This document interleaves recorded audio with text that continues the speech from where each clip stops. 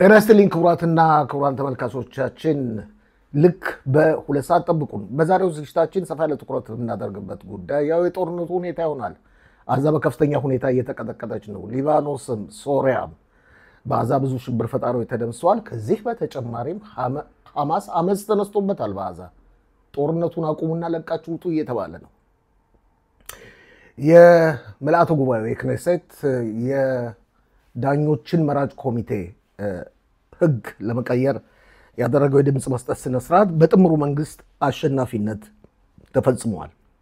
አሜሪካ በበኩሏ የመንን ሁቲዎችን እየቀጠቀጠች ነው። እንደውም ዶናልድ ትራምፕ ትላንትና ምሽት በሰጡት መግለጫ በምንም አይነት ሁኔታ ድብደባውን እንደማያቋርጡ ጠቁመዋል።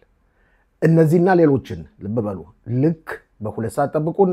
ብዙ ውይይቶች፣ ትንተናዎች፣ ዘገባዎች ይኖሩናል። እንዳያመልጣችሁ ሼር፣ ሰብስክራይብ እና ላይክ ማድረጋችሁንም ምንጊዜም እንዳታቋርጡ።